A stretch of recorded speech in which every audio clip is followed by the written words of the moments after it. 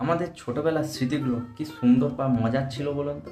সেই স্মৃতিগুলোর মধ্যে একটা যদি স্মৃতি বড়দিনের মতো দিনেতে কেউ যদি আমাদের সামনে তুলে ধরে, বন্ধুরা, কাবলিওয়ালা যখন ট্রেলারটা গতকালকে যখন এলো, সেই ট্রেলারটা দেখে আমি টোটালি শক। আর আমাদের ছোটবেলায় পড়া, গল্পে পড়া যে গল্প বা যে চরিত্র বলতেন কাবলিওয়ালা, সেইটা এতটাই সুন্দর একটা চরিত্র না, যেটার প্রতি আমরা অনেকেই জানি। আর একটা আলাদা ইমোশন কাজ করবে এটা থিয়েটারে যখন দেখবো, বলতে পারি আমি নিজস্ব, বলতে পারি আমার ওপিনিয়ন। আর কাবলিওয়ালা আমাদের কার লেখা সেটা তো অনেকেই জানেন, বা যারা জানে না তারা জেনে নিন। বিশ্বকবি রবীন্দ্রনাথ ঠাকুর এই কাবলিওয়ালা গল্পটি লিখেছিলেন, আর এটা প্রথম প্রকাশিত হয় 1892 সালে। আর এটা প্রথম সিনেমার পর্দায় বা বড় পর্দায় কে তুলে ধরেছিলেন? ছবি বিশ্বাস। সেটা হচ্ছে 1957 সালে। তারপরে এই চরিত্রের প্রতি আরো অনেকে আকর্ষিত হয়। এছাড়া হিন্দিতে এই বইটা রিলিজ হয় 1961 সালে, বলরাজ সাইনি স্যার ইনি করেছিলেন।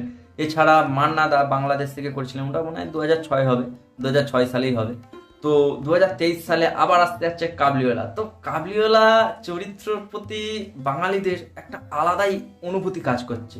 আর থিয়েটারে তো এটা দেখার এক্সপিরিয়েন্স আলাদাই হবে, কারণ মিঠুন দা ট্রেলারে যতটা আমি দেখলাম একদম পাওয়ারফুল অ্যাক্টিং করেছে এই কাবলিওয়ালা চরিত্রে।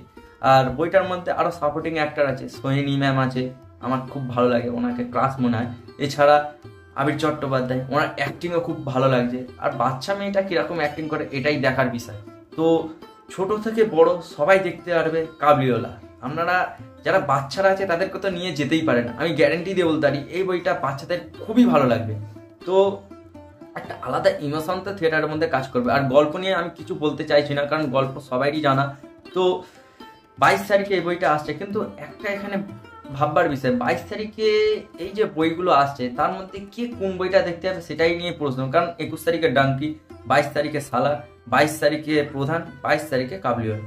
তো চার ধরনের অডিয়েন্স তো আছে। তো আমি চাইবো প্রত্যেকটা সিনেমাই ভালো কামাক, ভালো ইনকাম করুক। তো কে কোন বইটা দেখতে যাচ্ছেন অবশ্যই কমেন্ট করে জানাবেন। আমি তো কাবলিওয়ালা দেখবো। এছাড়াও আমি 25 তারিখে বড়দিনের দিনকে এই বইটা আবার দেখবো।